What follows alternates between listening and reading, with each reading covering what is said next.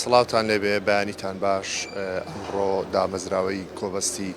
نیشتیمانی لە شاری ڕانیە با بڵێن کۆبوونەوەیەکی کۆمەڵایەتیان هەیە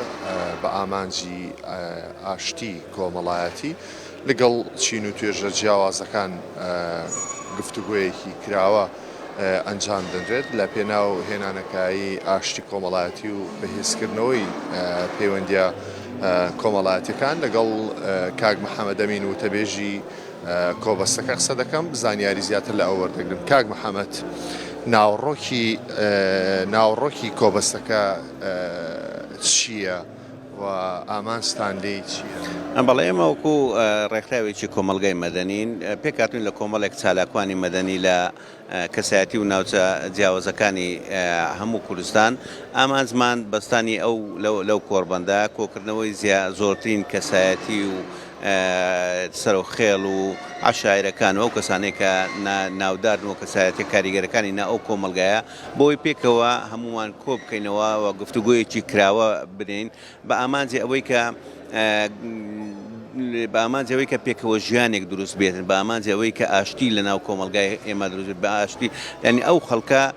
هەموو ئەو کێشانێکە هەیتیان بتوانن گفتوگویەکی کراوەی لەسەر بکەن و هەموو کێشەکانیان بە ئاشتیانە چارەسەر بکەن. لێرەدا پێویستمان بە یەکتر ناسینە، پێویستمان بە وتارێکی ئاشتیانەیە، پێویستمان بە وتاری پێکەوە ژیانە لە نێو ئەو کۆمەلگایە بۆیە بە ئەمە ینی بە گرنگ مازانێ ئەو کۆڕبەندە ئیمڕۆکە لە شاری ڕانێ خۆشەویست بەستین بۆ ئەو کۆمەڵە کەسایەتیانە.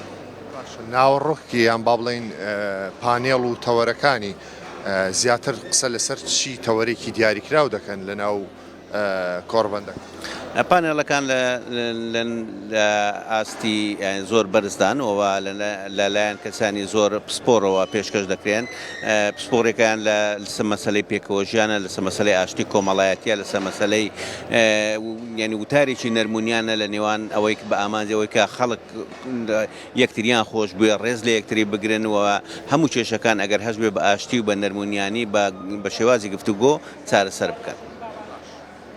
ئەم دۆخی ئێستایی هەرێمی کوردستان کە پێدا تێدەپەڕین تا چەند پێویستی بە و پێکەوە ژیانە ئاشتی و کۆمەڵایەتیە هەیە بۆ ئەوەی با بڵێن کوردستان بە کەشێکی ئاشتی و هێمن و ئارام و پێکەوەیدا تێپەڕێت. لە ڕاستیدا ئێمە حەز دەکەین کۆمەڵگەی کوردستان بەهۆی هەم لایەنە سیاسیەکانەوە بەداخەوە هەم ینی کۆمەڵێک ینی بیر بۆچینی ینی ئەو تێزانی کە لە نێوە خەڵکدا هەیە جیاوازی دروست کردەوە لە یەکدابڕانی دروست کردەوە. ئێمە دەمانەوێت هەموو ئەو تێزانە، هەموو ئەو چین و توێژانە، هەموو ئەو لایەنە سیاسیانە، هەموو ئەو عەشایرانە هەمووی تێدا کۆ بکەینەوە لەسەر ئەساسێکی بنیادێکی نیشتیمانی، لەسەر ئەساسێکی گوتارێکی نەتەوەیی کۆیان بکەینەوە بۆی بە ئاراستە نیشتیمانیەکەیدا بین و هەمومان کۆدەنگ بین لەسەر پاراستنی نیشتیمان، لەسەر پاراستنی خاکەکەمان وە. بەڵام هەموو ئەوانە دەکرێت لە دەرەوەی حیزبایەتی بێلەوە لە دەرەوەی ینی شوێن و ناوچە جوگرافیەکان بێت. دەبێت هەمومان پێکەوە بین، هەموو خەڵکی کوردستان و هەموو نخبەی خەڵکی کوردستان لە ڕۆشنبیر، لە ئەکادمی، لە مەلای ئاینی، لە خەڵکی عەشایر لێرەدا پێکەوە گفتوگۆیەک بکەین بۆی کە وەکو گوتم ئەو گوتارە نیشتیمانی و نەتەوەییە دروست بکەین کە گوتاری هەموو خەڵکی کوردستان بێت. کاک محەممەد ئەم گفتوگۆیە هەرتەنیا خەڵکی ئیدارەی ڕاپەڕین تێیدا بەشدارە یا خەڵکی ناوچەکانی دیکەی هەرێمی کوردستانیش هاتوون و بەشداری لە کۆڕبەندەکەتاندا دەکەن؟ نەخێر لە هەموو ناوچە جیاوازەکانە لە سلێمانی هاتوون، لە کەرکووک هاتوون و لە هەولێر هاتوون، لە بادینان هاتوون، لە هەموو شوێنە کوردەفەیلەکان هاتوون. ئێمە هەوڵمانداوە زۆرترین داوەتیان بکەین بۆی کە هەموو هەریەکە بێتن لێرکوانە تێڕوانینی خۆی و چەنەزەری خۆی ئاراستەی خۆی لێرکوانە ئەوە بکە بۆی کە ئێمە هەموو ئەو ئاراستانە کۆ بکەینەوە بە ئاراستە نیشتیمانی و نەتەوەییەکەیدا یەکدەنجی بکەین. سپاس کاک محەممەد کە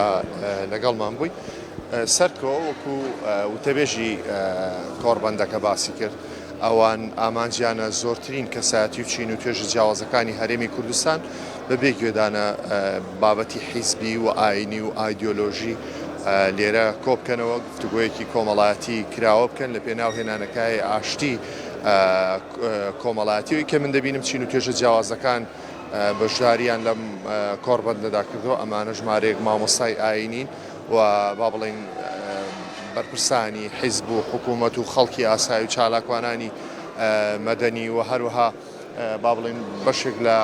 سەرۆکی هۆزەکان و ئەمانە شتیدا بەشدارن وەکو خۆی وتی گفتوگویەکی کۆمەڵایەتی دەکەن بۆ ئەوەی ڕاو سەرنجی هەموو